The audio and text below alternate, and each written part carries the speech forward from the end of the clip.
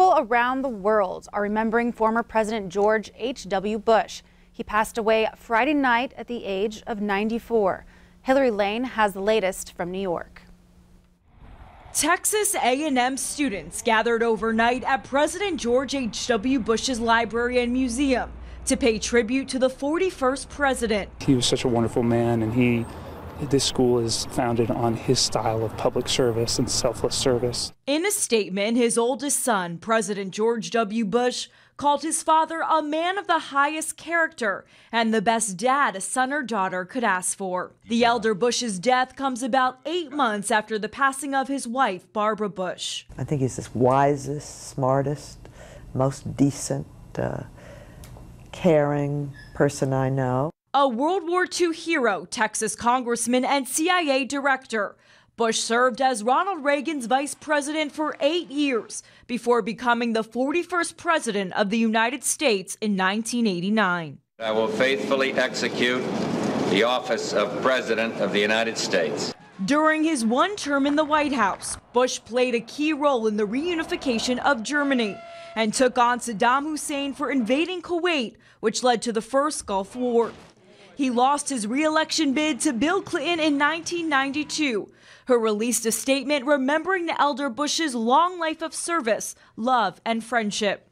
In a tweet this morning, President Trump called the former president's accomplishments great from beginning to end, adding he was a truly wonderful man and will be missed by all.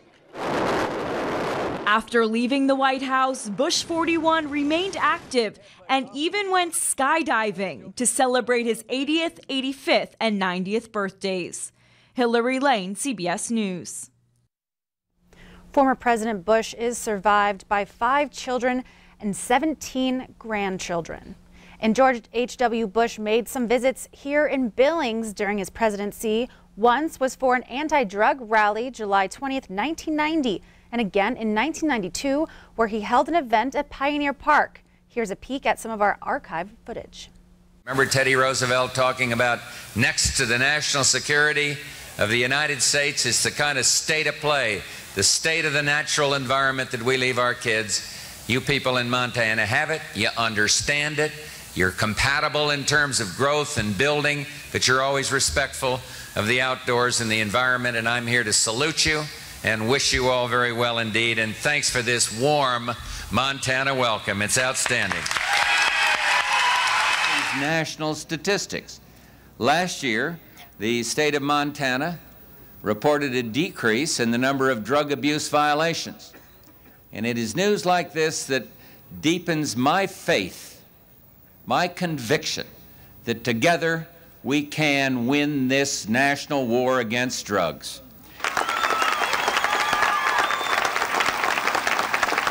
Each of you here today, by your presence, is sending the dealers of death a strong Montana message. We will not surrender our children. And as requested by the President of the United States, Governor Steve Bullock ordered all flags flown in the state of Montana be displayed at half-staff in honor of the 41st president.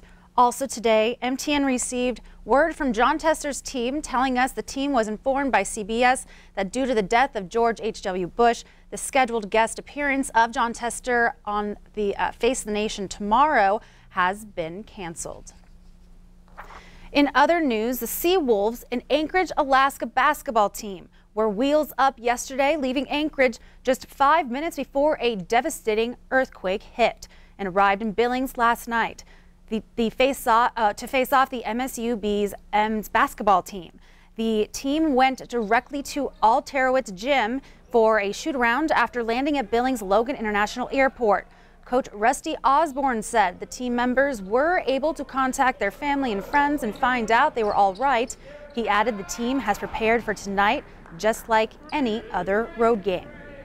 Nobody's going to feel sorry for us if we lose the basketball game because there was an earthquake in Anchorage, and that's not an excuse for us. It is what it is. We're expected to be successful, and hopefully we'll put on a good performance and focus for those 2 hours. And then again, we'll certainly be concerned before and after the game about our families and the city of Anchorage. The Seawolves and the Yellow Jackets tip off at 7 o'clock tonight. Today in Billings, many events are being held to share in some holiday spirit. The military, law enforcement, and Stockman Bank came together to make a better Christmas for kids. Stockman Bank hosted the 4th annual Pack the Patrol Car, which is a collection for toys for Tots. The parking lot and location draw people who may be shopping in West Billings. Having the U.S. Marine Corps and the Montana Highway Patrol together make for an extra special event. These folks that serve our community, the Marines, the Highway Patrol, to come here and spend their time doing this, volunteerism, to again bless our community. During the holiday season, it's nice we just open our hearts and provide gifts and so forth to families to bless them. Hi, Santa. It's extremely important for the troopers to get involved in community projects. So, you know, the Toys for Tots is just a great way to support the Marine Corps, supports the community, and definitely helps Santa out a little bit as well. These guys are all on the good list. They're getting their reward. Oh, that's good. Several others also hosted Toys for Tot collections today, including Trey Chic Salon and Brett's RV and Marine and the Moss Mansion. Continuing the holiday spirit this evening with a Christmas tradition that started more than 100 years ago is still helping people in need around the country, including right here in Billings. The Salvation Army's Red Kettle campaign started in San Francisco in 1891 to help feed people in need. Today, bell ringers collected donations at several locations throughout the country. Mayor Bill Cole was one of the volunteers in front of Shields, and the Yellowstone County Salvation Army feeds people 6 nights a week, which follows an idea from the organization's founder, William Booth. William Booth has the saying, soup, soap, and salvation. He used to take these people that have more pressing needs like food and shelter, and when you have those needs, sometimes it's really hard for you to think about God. So what he did was try to meet those needs, then he taught them about God. And it works, and we still do that today. Captain Warner says the Salvation Army is looking for more volunteers to help with the Red Kettle campaign. More to come on this evening's 5:30 news. The big game general season wrapped up last weekend, and in this week's Outdoor Report, a new mentor program that allowed beginning hunters to get out and harvest.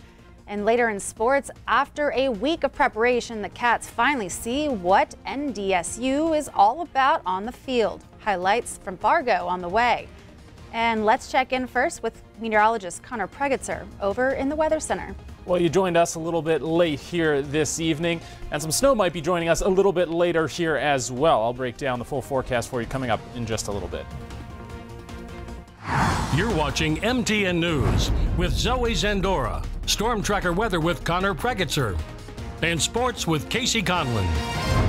This is the 5:30 news on Q2, Montana's news leader.